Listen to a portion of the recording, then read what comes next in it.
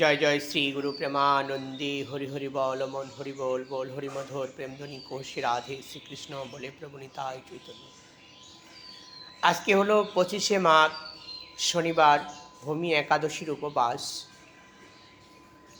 ভগবান শ্রীহরি বলেছেন সমস্ত ব্রতের মধ্যে একাদশী হলো সর্বশ্রেষ্ঠ।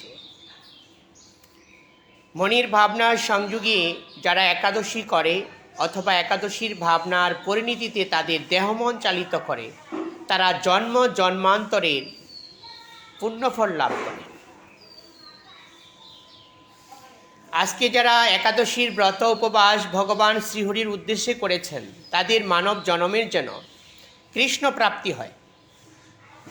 একাদশীর ব্রতের মাধ্যমে ভগবান শ্রীহরির ভাবনার সংযোগে তাড়াতাড়ি পৌঁছা যায়।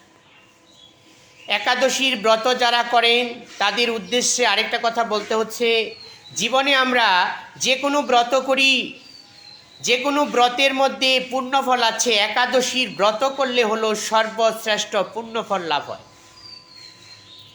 একাদশীর ব্রতের মহিমা ভগবান শ্রীহরি জানিয়েছেন। যারা পাপ কর্ম করেও যদি শুদ্ধ ভাবনায়, শুদ্ধ মনে, শুদ্ধ ইন্দ্রিয়গুলো ভাবে ধাবিত করে যদি একাদশীর ব্রত করা হয়, কৃষ্ণ সবচেয়ে প্রীত হয়ে সমস্ত পাপ থেকে তিনি নিষ্কৃতি দিয়ে থাকেন। একাদশীর ব্রতের মধ্যে আমরা মন প্রাণ ভাবনা করে একাদশী দিন কৃষ্ণ সবচেয়ে যে পছন্দের তালিকায় রেখেছে এই খাবারগুলো খেয়ে এই ভাবনাটাই আমরা চালিত করতে পারি। বিশেষ করে একাদশী দিন ফলমূল খেয়ে একাদশীর ব্রত করা, এটি হলো যথার্থ। একাদশীর ব্রতের পুণ্যফল ভগবান শ্রীহরি বলেছেন কোটি কল্পকাল যদি গুণকীর্তন করে বলা হয় তবু কম হয়ে যাবে। একাদশীর পুণ্যফল আমরা জীবনে বোঝার মতো ক্ষমতা নাই। ভগবান শ্রীহরির ভাবনার সংযোগে আমরা একাদশীর ব্রত প্রতি একাদশীর মধ্যে যেন আমরা করতে পারি, ভগবান শ্রীহরিকে জানিয়ে রাখি। একাদশী দিন যারা অনাহারে থাকে এটাও ভালো, যদি আহার কিছু করেও করতে পারে সেটাও ভালো, কারণ একাদশী হলো পুণ্যময়, পুণ্য ভাবনা ধরিয়ে দেয়। আমরা যে অবস্থায় যেভাবে করি তবু ভগবান শ্রীহরি আমাদের জন্য প্রীত হবে। একাদশী দিন কেউ নিশি জাগরণ করতে পারে, আবার একাদশী দিন কেউ নিরাহারে থাকতে পারে, আবার একাদশী দিন তারা হরির গুণকীর্তন অথবা মালা জপ, সাধুর সঙ্গ, তীর্থ ভ্রমণ, বৃন্দাবনে বাস, এ ভাবনায় থাকাই হলো জীবনের লক্ষ্য। আমরা যে কোনো অবস্থায় থাকি না কেন ভগবানের নামটা মুখে নিয়ে শুদ্ধ সাত্ত্বিক পরিবেশে চলতে হবে। একাদশীর মহিমা হলো সর্বশ্রেষ্ঠ, সর্বগুণ, সর্বভাবের পরিণতি। একাদশীতে আমরা কৃষ্ণকে স্মরণ মনন করব, এই ভাবনাটাই হলো সবচেয়ে উচ্চ শিখরে। যারা একাদশী দিন প্রাতকালীন জেগে স্নান করে ভগবান শ্রীহরির সেবা চর্চা দিয়েছেন, ফুলের মালা দিয়ে বরণ করেছেন, ধূপপ্রদীপ দেখিয়েছেন, এটাই হলো সর্বশ্রেষ্ঠ। একাদশী দিন দান দক্ষিণা করা যায়, বস্ত্রদান করা যায়, যাহা করা যায় সেটাই পুণ্যফল। একাদশীর ব্রত মহিমা ভগবান শ্রীহরি প্রতিটা জীবের উদ্দেশ্যে বলেছেন।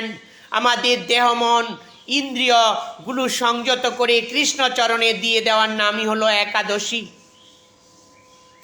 আমরা জীবনে অনেক অপরাধ করেছি, অপরাধের তালিকায় পড়ে গিয়েছি, এই পাপগুলো এখনো কাটে নাই। ভগবান শ্রীকৃষ্ণ বলেছে তোমরা যদি একাদশীর ব্রত আজ থেকেই করে থাকার ভাবনা রাখো, তোমাদের জন্ম জন্মান্তরের পাপ কর্তন করে দিব আমি। কৃষ্ণের ভাবনার সংযোগে যারা একাদশীর ব্রত মহিমা বুঝতে পারেন, তো বিশেষ প্রয়োজনীয় ভাবনার সম্পৃক্ততা বিচারে কৃষ্ণ ভক্তিটাই হলো জীবনের উদ্দেশ্য। আমরা ভক্তি রেখে, ভাব রেখে, প্রেম রেখে একাদশীর ব্রত করতে চাই। একাদশীর ব্রতের মধ্যে যে পুণ্যফল আছে, এই পুণ্যফল দ্বারা প্রয়াত আত্মারা মুক্তি লাভ করে। আমরা পূর্বজন্মে যে পাপ করে এসেছি, একাদশীর ব্রতের পুণ্যফল দ্বারা সেই পাপ থেকে আমরা মুক্ত হতে পারি। একাদশীর ব্রতের মধ্যে আরেকটা কথা বলা হয়েছে, একাদশীর ব্রত করে আমরা শ্রীমতী রাধারানীর ভাবে ভাবিত হয়ে কৃষ্ণ সেবা অর্চনা করতে পারি। একাদশীর মহিমা হলো সর্বশ্রেষ্ঠ। সেই সাথে ভগবান আরেকটা উত্তর দিয়েছেন, এই একাদশীর ব্রতের মধ্যে কোনো ব্যক্তির যদি জন্ম হয় তার জন্ম শুভগতি হয়। একাদশী দিন যদি কারো মৃত্যু হয় তার মৃত্যু ও শুভগতি লাভ করে স্বর্গধাম অথবা বৈকুণ্ঠধাম অথবা বৃন্দাবন ধাম প্রাপ্ত হতে পারে, যদি হরিভক্তির ভাবনায় একাদশীর ব্রত পালন করে সে দেহ ত্যাগ করতে পারে।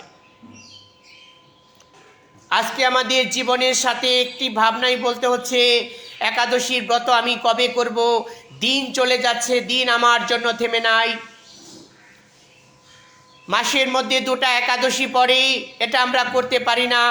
আমরা জাগতিক দৃষ্টিভঙ্গিতে বুঝতে পারি যে আমাদের দেহের সমস্যা হয়েছে, ডাক্তারের সাথে দেখার ভাবনা নিয়ে অসুস্থ হয়ে পড়েছি, ডাক্তার আমাকে হসপিটালে ভর্তি করলো, 2 দিন 3 দিন স্যালাইনের মাধ্যমে আমাদের এই দেহটা চালিত হয়েছে, কিন্তু আমরা বাড়িতে সুস্থ অবস্থায় কোনো দিন আমরা একাদশীর ব্রত করব সেই ভাবনাটা অনেকেই করতে পারি না।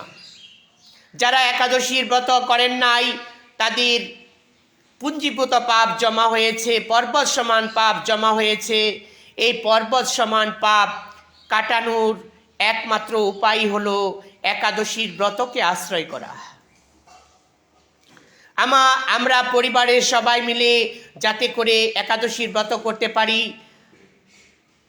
আমাদের জীবনে থাকবে কি, যা পুণ্য করে গেলাম সেটাই থাকবে, আর এই পুণ্যফল নিয়ে আমরা ভগবত ধাম যাত্রা করব।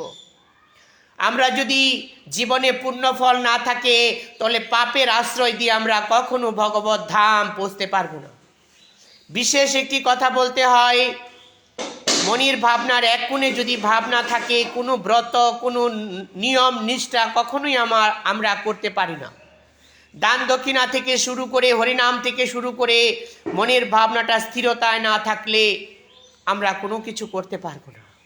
তো সবার ভাবনার সম্পৃক্ততা বিচারে আজকে আমরা একাদশীর ব্রতের দিন যে মনোবাসনা করব ভগবান যেন আমাদের পূর্ণ করেন।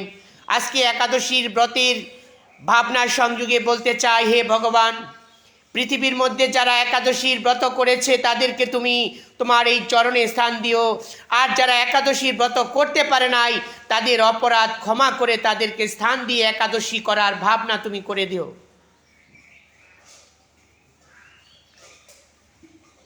মনের ভাবের সংযোগে মানুষ যেন সুন্দর আচরণ নিয়ে কৃষ্ণ ভক্তির মাধ্যমে থাকতে পারে।